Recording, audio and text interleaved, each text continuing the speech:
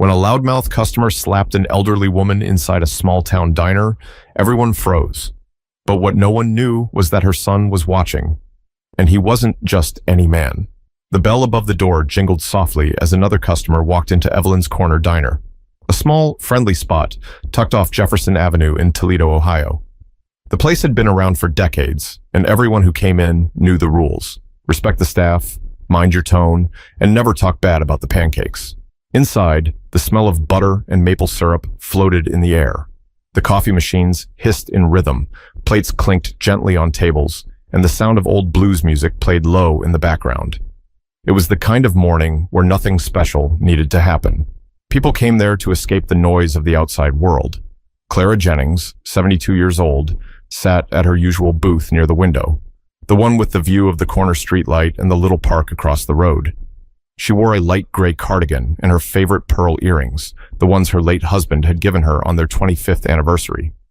Every Tuesday morning, without fail, she came here for two things: the pancakes and the peace. The waitress, a young woman named Tina, stopped by with her order: scrambled eggs, buttered pancakes, and black coffee. "Morning, Miss Clara," she said, smiling warmly. "Morning, sweetheart," Clara replied. "How's that baby boy of yours doing?" "Still keeping me up at night," Tina laughed, rolling her eyes. "But I wouldn't trade him for the world." Clara chuckled. "You'll miss those nights one day." They grow up fast. Too fast. The two women shared a moment of quiet understanding, one from experience, the other still learning what motherhood meant. At the counter, an older man named Harold was reading the newspaper aloud to anyone who would listen. He did it every morning, half to share the news, half to feel like the old days when folks actually talked to each other. "Gas prices going up again," he muttered. "I tell you, they never go down for long." A few regulars groaned in agreement, while the cook behind the counter shouted back, "That's why I drive a bike." The diner laughed. That's what made the place special. It wasn't fancy, but it felt like family. Everyone had their seat, their routine, their story. Clara smiled, turning the page of her newspaper, circling the crossword like she always did. The morning sun glowed across her table, lighting up her silver hair. Everything about that moment felt safe, predictable, ordinary. But things that start peaceful often change the fastest. The doorbell jingled again. Only this time, it wasn't another friendly face. A man in his late 30s walked in, tall and broad-shouldered, his presence immediately changing the air in the room. His name was Rick Dawson. He wasn't from the neighborhood. Everyone could tell. Expensive leather jacket, loud voice, that kind of arrogance you could hear before he even opened his mouth. He didn't wait to be seated. He just marched straight to a booth, dropped himself down, and snapped his fingers at the waitress. "Hey, sweetheart, how about a menu, huh?" he said, voice dripping with sarcasm. Tina froze for half a second, forcing a polite smile. "Of course, sir." She handed him the menu and hurried back behind the counter. Harold looked up from his paper, eyeing Rick carefully. The regulars didn't say a word, but they all felt it. The kind of tension that comes when someone walks into your space and doesn't respect it. Clara, always the gentle soul, tried to ignore the noise. She focused on her crossword puzzle, sipping her coffee. She'd seen people like him before, the kind who confuse volume with strength. Rick grumbled under his breath about the prices, the slow service, even the music. "Who still listens to this old junk?" he said loudly, shaking his head. No one answered. That was how people handled trouble in small places. Silence. But silence has power. It can either cool things down or make someone like Rick even louder. He leaned back in his seat, sighing dramatically, tapping his fingers against the table. The diner's peace was gone. Even the cook had stopped humming. Clara looked up for a brief moment, studying the man. She didn't say a word, just a small, quiet look of disapproval. The kind a teacher gives when she knows someone can do better. That small glance was all it took. Rick noticed, and something in his expression shifted. But what no one knew yet was that this single look, this quiet morning, was about to turn into a day the whole diner would remember forever. Rick slouched in the booth, his arms stretched across the backrest like he owned the place. The other customers tried to focus on their breakfast, pretending not to see him, but everyone felt his presence. His voice cut through the calm like a siren in the night. Tina came back with her notepad, forcing a polite smile. "What can I get you today, sir?" He looked up at her with a smirk. Finally. Thought I was invisible for a second. She swallowed hard, but kept her tone even. We've been a little busy this morning. Would you like coffee while you look over the menu? He waved a hand dismissively. Just get me bacon, eggs, toast, and make sure the eggs aren't like rubber this time. Tina hesitated. He hadn't even been there before. Yes, sir, she said softly, then turned away. At the counter, Harold whispered to another regular, That guy's trouble. You can smell it. The other man nodded quietly, not wanting to be overheard. Clara kept her head down, tracing her crossword with the end of her pen. But every word she heard from that man took a little more peace out of her morning. Rick leaned over his table, pulling out his phone. Loud rap music started blasting from the speaker. The cook behind the counter shouted, Hey buddy, we don't play music in here. Rick shot him a glare. It's a free country, old man. The whole diner froze. Even the jukebox stopped mid-song when someone quietly switched it off. Tina came back with his coffee, setting it down gently. Sir, we have other customers. He cut her off. Relax, I'm just passing time. He took a sip, made a face, and spat the coffee right back into the cup. What is this, mud water? You people charge $3 for this trash? The cook took a deep breath, gripping the counter like he was holding himself back. Harold muttered under his breath. One of these days. Clara finally looked up. Her voice, calm and firm, carried through the silence. Young man, she said softly, there's no reason to talk that way. That girl is just doing her job. Rick turned toward her, eyebrows raised. Excuse me? Clara didn't flinch. You heard me. You could use your words with a little more respect. For a moment, Rick seemed almost confused. Then that smirk returned. Lady, I didn't ask for advice, all right?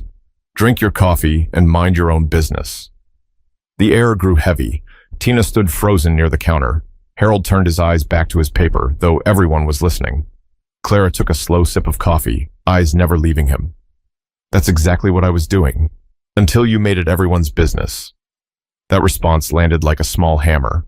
Rick laughed once, loud and sharp, trying to cover his embarrassment. You think you're tough for an old lady, huh? Clara didn't answer. She simply turned back to her crossword.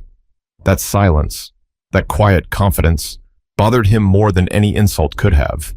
He muttered something under his breath and started drumming his fingers again. Tina placed his plate down on the table a few minutes later, careful not to make eye contact. He poked at his eggs, rolled his eyes, and sighed loudly. Unbelievable. Even this is wrong. What are they teaching people these days?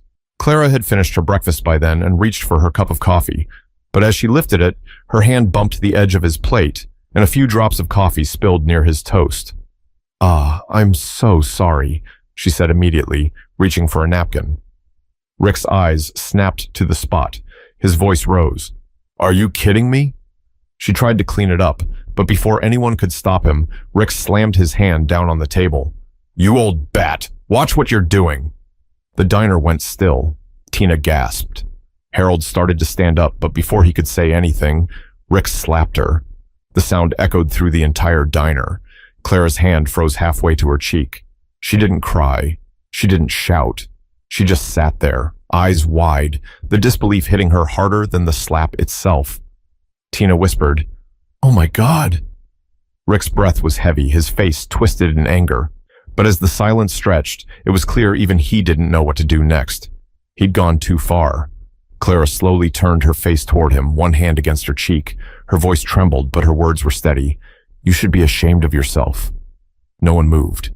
No one spoke. Harold finally muttered, Somebody call the police. Rick barked, Don't you dare! But before he could finish, the sound of a car engine outside caught everyone's attention. A black SUV pulled up right in front of the diner. The engine cut off, and the door opened. A tall man stepped out. Sharp suit, calm face, steady walk.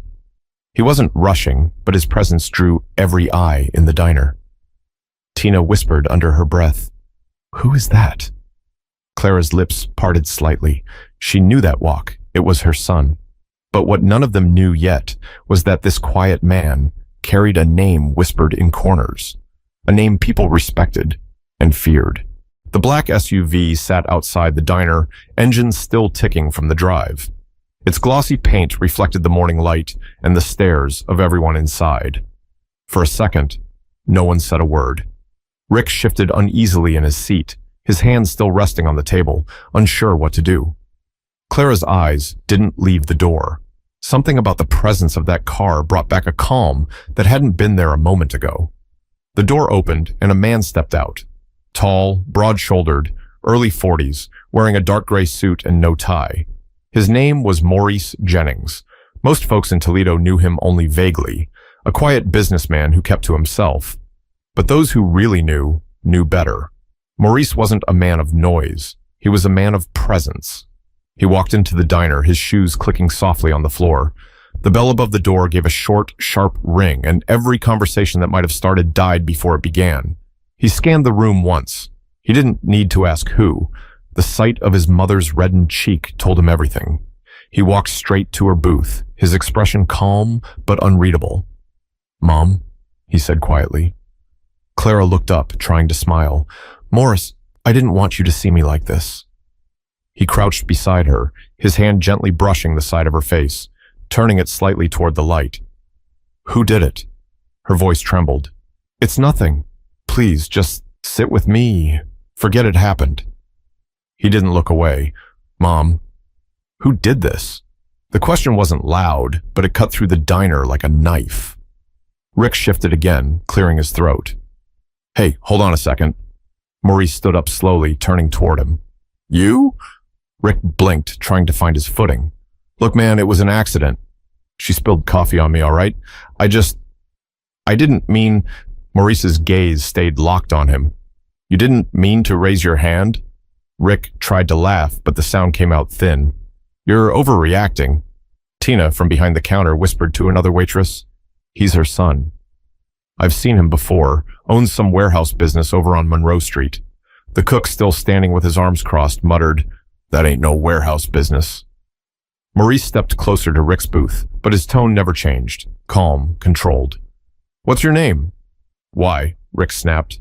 "Because I'd like to know what kind of man thinks it's okay to hit a 70-year-old woman," Maurice said. The whole diner held its breath. Even the clock on the wall seemed to tick quieter. Rick swallowed hard. "You're making this a bigger deal than it needs to be." "She'll be fine." Maurice tilted his head slightly. "You're right. She'll be fine." He looked around the diner, at Tina, Harold, the other regulars, all frozen in disbelief. Then his eyes came back to Rick. "But you won't be." Rick's jaw tightened, but there was no fight left in his voice. He was trapped, not by force, but by presence. Two men sitting near the back booth stood up quietly. They wore plain clothes, but their posture said everything. They weren't there for breakfast. Maurice didn't even look at them. He didn't have to. His attention stayed on Rick. "You know," Maurice said softly, "my mother spent 35 years teaching kids how to read, how to listen, how to control themselves. If you'd had a teacher like her, maybe we wouldn't be here." Rick's face flushed. "You think you're some kind of hero?" Maurice smiled faintly, but it wasn't the kind of smile you'd want to see. "No, I just think men who hit women shouldn't be comfortable anywhere. Not even in a diner." Harold leaned toward the man beside him, whispering, "He's not yelling." "That's worse." Tina stepped forward cautiously. "Maurice, please. Let's not make this worse." He turned his head slowly toward her, his expression softening. "You're right. Nobody here deserves to see that kind of thing. Call the police. Tell them a man assaulted my mother." Rick stood up abruptly. "Hey, wait, that's not..." Maurice raised a hand, not to hit, just to silence him. "You've said enough." The diner went silent again. Outside, a gust of wind rattled the window slightly, as if even the air was waiting to see what would happen next. Clara's voice, soft and weary, broke the quiet. "Maurice, please, just take me home." He nodded gently and helped her up, keeping his arm steady around her shoulders. His voice lowered, calm again. "You deserve better than this place right now." She hesitated, looking around at the faces watching. "They don't deserve to see this either," she said quietly. Maurice gave a small nod. "You're right, Mom." He looked at Rick one last time, and for a brief second, the mask slipped.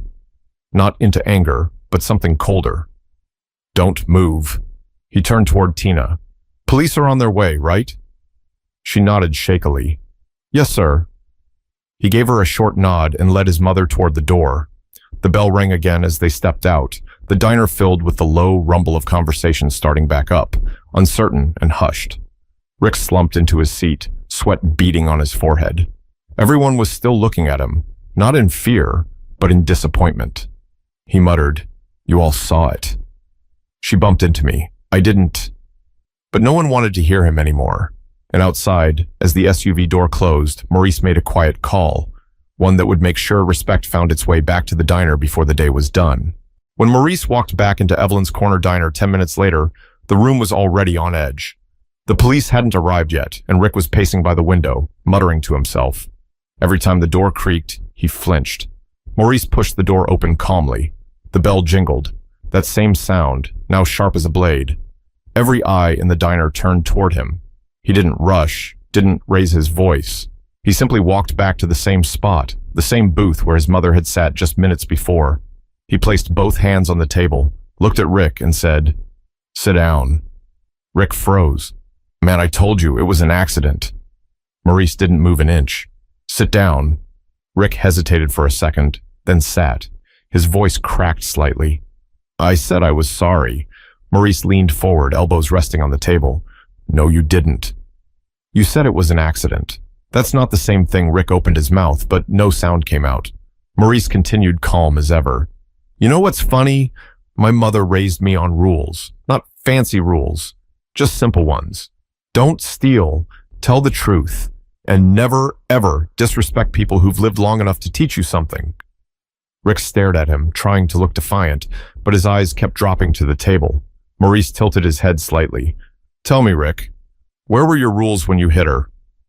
Rick stammered, I lost my temper, all right? She spilled coffee on me. Maurice's expression didn't change. "You think coffee burns worse than shame?" The question landed heavy. The room went still again. Even the clock on the wall seemed to stop ticking. At the counter, Harold whispered to Tina, "He's handling this better than I expected." Tina whispered back, "He doesn't need to yell." "That's what makes it worse." Maurice sat back slightly, hands folded, almost casual. "You know what happens when you forget respect, Rick?" Rick didn't answer. Maurice leaned in. "You lose it from everyone else. That's the tax for being careless with people." He turned to the rest of the diner, scanning the faces that had been frozen for the last 20 minutes. "How many of you have seen something like this before? Someone gets loud, mean, because they think they can, and the rest of us just sit there hoping it stops?" A few heads nodded quietly. Harold looked down at his paper, guilt flickering across his face. Maurice nodded slowly. "That's how it grows. Disrespect isn't born loud. It starts small, but it spreads when nobody says a thing." He turned back to Rick. "You embarrassed a woman old enough to be your mother. You made strangers watch it happen. And you think the word sorry fixes that?" Rick swallowed hard. "What do you want me to do, huh?" Maurice's voice softened, not with mercy, but clarity. "I want you to understand something you clearly missed growing up." He leaned closer. "Respect doesn't make you weak. It keeps you from being small." Rick's mouth trembled slightly, but he didn't respond. His bravado had collapsed. Maurice looked toward the manager. "The police?" The manager nodded. "On their way." "Should be here any minute." Maurice nodded once. "Good." He stood slowly, buttoning his jacket. "You'll have time to think before they get here. Use it wisely." He started to walk toward the door, but paused. "And Rick?" Rick looked up nervously. "Yeah?" "Apologize to my mother when you see her again. But don't do it for her. Do it because one day, someone might have to forgive you for something worse." Rick looked down, unable to meet his eyes. Maurice walked out, the bell above the door giving that same quiet ring. The sound of order being restored. Tina finally let out a shaky breath she hadn't realized she was holding. "I thought he was going to snap," she whispered. Harold shook his head slowly. "Nah, that man doesn't need to snap. He just makes the world stand still until it listens." Outside, Maurice stood beside his SUV, looking through the diner's glass window for a moment. He saw Rick, hunched at the table, small and quiet now, no longer the loud man who'd walked in earlier. He took a deep breath, exhaled, and looked up at the sky. "Mom raised me right," he said under his breath, before getting into the car. But as he drove away, he couldn't shake one thought, that it shouldn't take someone like him for people to remember how to treat others right. When the door closed behind Maurice, the diner stayed quiet for a long moment. No one wanted to move first. The air was thick, not with tension this time, but with reflection. Rick sat in the same booth, his hands clasped together, his eyes on the floor. The man who'd walked in like a storm was now completely still. Tina approached carefully, still shaken. She placed a glass of water in front of him. "You should drink something." He didn't answer, just stared at the table, the untouched plate, the coffee cup he'd complained about earlier. The once loud, cocky voice was gone. Clara stepped back into the diner a few minutes later, her son having driven her around the block and back. She'd insisted, not out of pride, but because she wanted to leave things right. The bell chimed softly as she walked in, holding her small purse close. Every person in the diner turned toward her, not out of pity, but respect. She walked slowly, her steps measured, eyes steady. The mark on her cheek was faint now, but visible. It didn't define her. Her calm did. Rick looked up when he heard her footsteps. His throat went dry. "Ma'am, Clara stopped by his booth. "Don't call me ma'am," she said gently. "You're not talking to a stranger. You're talking to someone's mother." Rick blinked, guilt flooding his face. "I didn't mean to." She held up a hand. "You did. And you'll carry that with you. But maybe that's not the worst thing." He frowned slightly, confused. Clara pulled out the seat across from him and sat down. The whole diner watched, silent. Even Tina leaned against the counter, her eyes wide. Clara folded her hands on the table. "I taught school for 35 years. Kids who came from broken homes, rough neighborhoods, places where respect was something they had to learn the hard way." Rick said nothing. She continued. "Some of them learned. Some didn't. The ones who didn't, they always thought the world owed them patience for their anger. But it doesn't. The world remembers the harm you cause long after you forget it." Her voice was calm, but it carried power. The kind of power that doesn't need to be proven. It's just there. Rick looked down, his fingers tapping nervously on the table. "I don't know what you want me to say." Clara took a slow breath. "I don't need you to say anything. I just want you to remember this feeling, that quiet, that shame. It's what happens when people finally see themselves clearly." He swallowed hard. "I'm sorry." She studied him for a long moment, searching his face. Then she gave a small nod. "Good. That's a start." The manager, standing near the back, spoke softly. "Police are on their way, Miss Jennings." "You sure you don't want to leave?" Clara shook her head. "No, I've spent my life teaching lessons. I can stay long enough for one more." She turned back to Rick. "You see, young man, anger is a strange thing. It tricks you into thinking you're powerful, but real power, that's control. That's knowing when to sit still, when to walk away." Rick's eyes glistened slightly, though he tried to hide it. Clara leaned closer. "The next time you feel that anger building, I hope you hear my voice. Not to scold you, but to remind you. You're better than the worst moment you've had, but only if you decide to be tot." The room was silent, except for the faint hum of the ceiling fan. Tina wiped a tear from the corner of her eye. Harold just nodded to himself, whispering, "That's a real teacher right there." Rick took a deep breath. I don't deserve your forgiveness." Clara looked at him kindly. "Forgiveness isn't about deserving. It's about not letting bitterness stay in your heart, mine or yours." For a brief second, Rick met her eyes. And in that look, something changed. The arrogance that had followed him in that morning was gone. What replaced it wasn't pride or fear, it was the beginning of understanding. Clara stood, adjusting her cardigan. "You'll have time to think about this. Make it mean something." As she turned to leave, the police car lights flashed through the window, blue and red reflections sliding across the diner walls. The officers entered quietly, speaking to the manager first. Rick didn't resist. He just stood up, placed his hands on the table and said, "I'll go." Before he walked out, he looked at Clara one more time. "Thank you," he said quietly. She didn't respond, just gave a faint nod. Sometimes silence speaks louder than any words. The door closed behind them. The diner exhaled as though it had been holding its breath all morning. Tina came over and hugged Clara gently. You didn't have to come back, she said. Clara smiled softly. I did. I needed him to hear something before life taught it to him the hard way. Harold, from his seat, said with a small grin, Remind me never to argue with you, Miss Jennings. She chuckled lightly, picking up her purse. You wouldn't last a minute. The room erupted in quiet laughter. Not the loud kind, but the healing kind. But as the laughter faded, Clara looked out the window where the police car drove away and whispered to herself, Respect. That's the one lesson we never stop needing to learn. Outside Evelyn's corner diner, the air was still. The morning rush had turned into late morning quiet. The streets that once buzzed with traffic now felt peaceful again, as if nothing had happened. But inside Maurice, something hadn't settled yet. He leaned against the SUV, hands in his pockets, watching through the diner window as the officers led Rick away. His jaw wasn't clenched, but his eyes said everything. Anger mixed with disappointment. Not at what happened, but at the world that allowed it. The door opened and Clara stepped out. The soft ring of the bell behind her was the only sound between them. Maurice straightened immediately. You okay, Mom? She gave a tired smile. I've been through worse, son. Don't you worry about me. He looked at her cheek again, the faint redness that still lingered. You shouldn't have to go through worse. Not at your age, not anywhere. Clara walked closer, her cane tapping softly on the pavement. Maurice, you can't protect me from everything. That's not your job. He sighed, looking down. It's my job to try. For a moment, neither spoke. Cars passed in the distance. The scent of bacon still hung faintly in the air.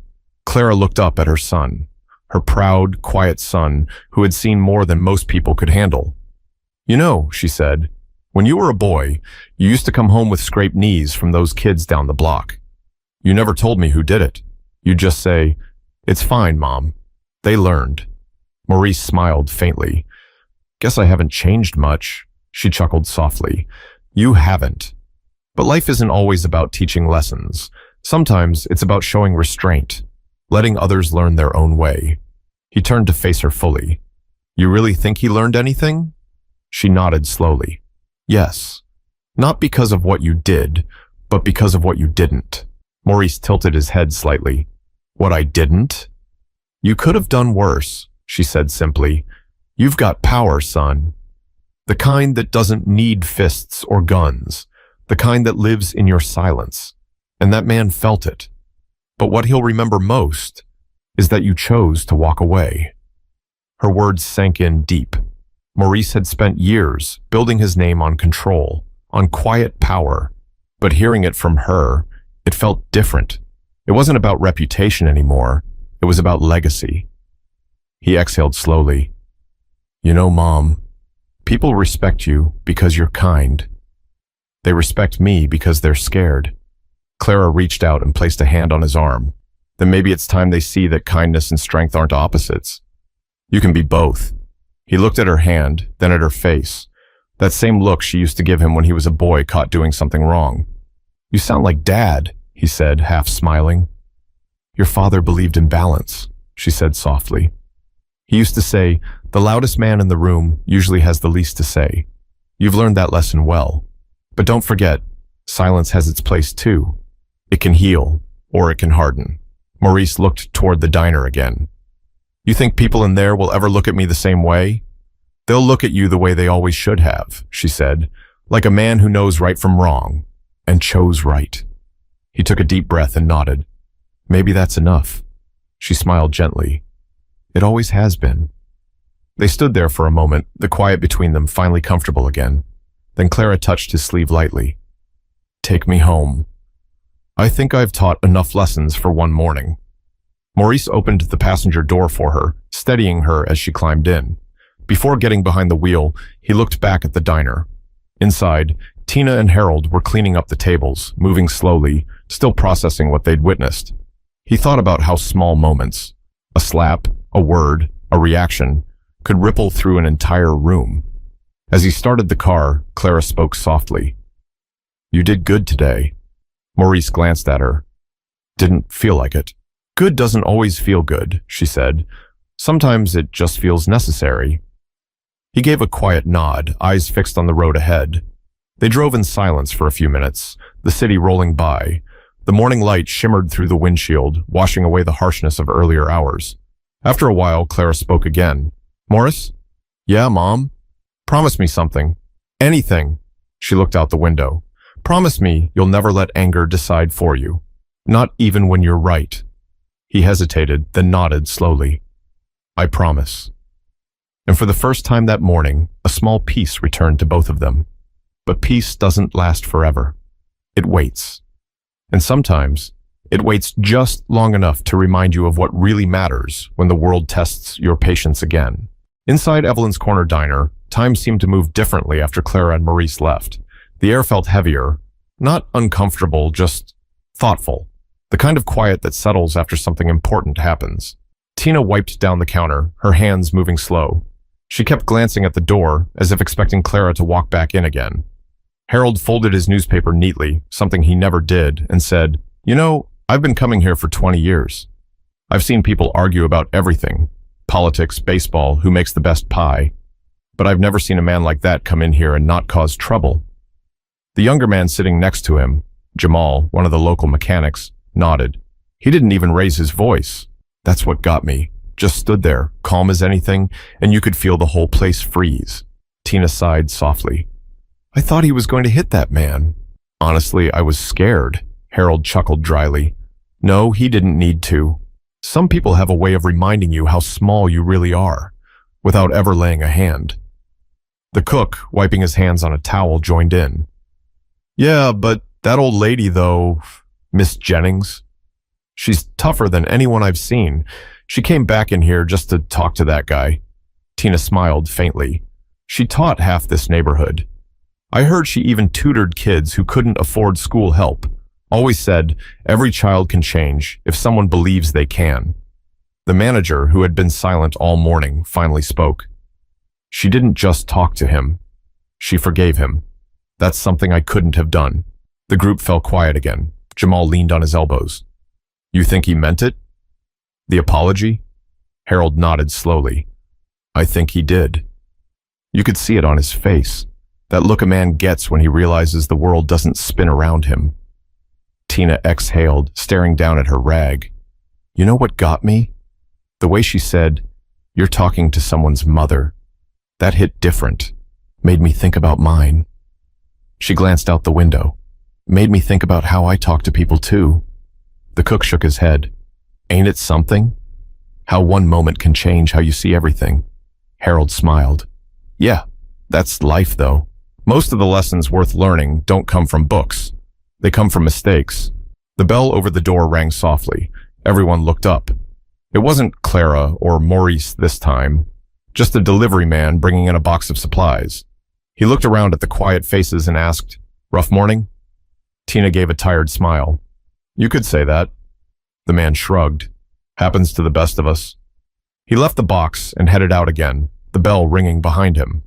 Harold chuckled under his breath. If he only knew. The manager started turning the radio back on, letting old blues music drift through the diner again. It wasn't as loud as before, but it was something. Tina leaned on the counter, staring at the reflection in the coffee pot. "You know what I realized? Respect ain't just about being polite. It's about seeing people. Really seeing them. The waitress, the teacher, the old man reading his paper. We forget that sometimes." Harold nodded. "Yeah, until someone reminds us the hard way." The cook pointed toward the booth where Clara had sat. "That woman, she walked out with her head high. She didn't let him take her piece. That's something right there." For a few seconds, the room went quiet again, everyone's eyes drifting toward that empty booth by the window. The sunlight poured across the table, catching the edge of her empty coffee cup that Tina hadn't yet cleared away. It sat there like a reminder. Not of the slap, not of the shouting, but of grace. Tina whispered, "I think I'll leave that cup there till the end of my shift." The manager nodded softly. "Leave it. Some seats deserve to rest a while." Outside, traffic picked up again. A bus stopped at the corner. A woman laughed on her phone as she crossed the street. The world was moving again. Harold unfolded his paper again, but didn't start reading. Instead, he said, "You think she'll come back next Tuesday?" Tina smiled, eyes soft. "She always does." The cook added, "And if she does, breakfast's on me." Everyone chuckled, the tension finally starting to fade into something lighter. Tina looked toward the door one last time. "That woman, she reminded me that it's never too late to act right, or to learn." Harold nodded. "Amen to that." But even as life went back to normal, nobody who sat in that diner that morning would ever forget what they'd seen, or the quiet power of a woman who taught an entire room what respect truly means. The world outside kept moving. Cars passing, people laughing, a city alive with its usual rhythm. But for the few who had sat inside Evelyn's corner diner that morning, something had changed forever. Sometimes lessons don't arrive in classrooms or sermons. Sometimes they show up in the middle of breakfast, in the form of a mistake that forces everyone to stop and look at themselves. That morning had started like any other. Coffee, pancakes, small talk, until one man's pride turned into cruelty. But what followed was something far more powerful than revenge. It was accountability. Maurice could have handled things differently. He had the kind of power that made people nervous. But he chose control. He chose restraint. And in that silence, he showed what real strength looks like. Not the kind that comes from fear, but the kind that comes from character. And Clara, she didn't let humiliation define her. She walked back into that diner not to shame, but to teach. Her grace spoke louder than any slap ever could. In a world where anger travels faster than thought, her patience was its own kind of rebellion. People like her remind us of something we forget too often. Respect isn't a gift. It's a choice. You don't have to like everyone you meet. You don't have to agree with every stranger or every word they say. But there's a line, a thin one, that separates decency from destruction. And once you cross it, you can't control what happens next. Clara didn't just defend herself that morning. She defended something bigger. The idea that dignity doesn't depend on how people treat you. It depends on how you choose to respond. And the truth is, we've all been Rick at some point. Maybe not with our hands, but with our words. Maybe in traffic, or at work, or with someone who didn't deserve our anger. We've all let pride speak for us once or twice. But here's the difference between those who grow and those who don't. The ones who grow learn to see the mirror in moments like these. They learn to listen to the part of themselves that whispers, "You could have done better." Because that whisper, if you let it, becomes your teacher. When the police drove off that day, and the diner went back to the sound of dishes clinking and quiet conversation, something stayed behind. It wasn't fear, it wasn't gossip, it was respect. Earned, not demanded, and it came from one woman who refused to let her pain turn into poison. Clara Jennings may never know how many people she changed that morning. She didn't need to. Her kind of influence doesn't live in headlines. It lives in the small corners of people's hearts, where they carry her lesson forward without even realizing it. The next time someone spoke harshly to Tina, she thought twice before reacting with anger. The next time Harold heard someone being rude, he spoke up instead of staying quiet. And even Rick, long after his name left the diner's memory, remembered that moment every time his temper started to rise. That's what real change looks like. Not in speeches, but in choices. Maybe the next time you're out, at a diner, a store, anywhere, and you see someone struggling, someone older, someone slower, someone trying their best, you'll remember Clara's voice. You're talking to someone's mother. Because every person carries a story you can't see, but still a history you don't know. And if you can't respect that, what are you really showing the world about yourself? At the end of the day, respect isn't complicated. It's not about power or status or fear. It's about remembering that the people around you are human, fragile, flawed, trying, and deserving of kindness, even on their worst days. Clara taught that lesson not with a speech, but with silence. And Maurice, her son, reminded us that real authority doesn't need to roar to be heard. It only needs to stand firm when it matters most. The world could use more of both. So the next time life tests your patience, take a breath, lower your voice, lead with dignity. You might be surprised how far that one act of control can go. And if this story moved you even a little, don't just keep it to yourself. Share it. Talk about it. Let it remind someone else that respect is the one thing we can give freely, and the one thing we should never take for granted. Because in the end, it's not about who's stronger. It's about who chooses to stay kind when strength is easy.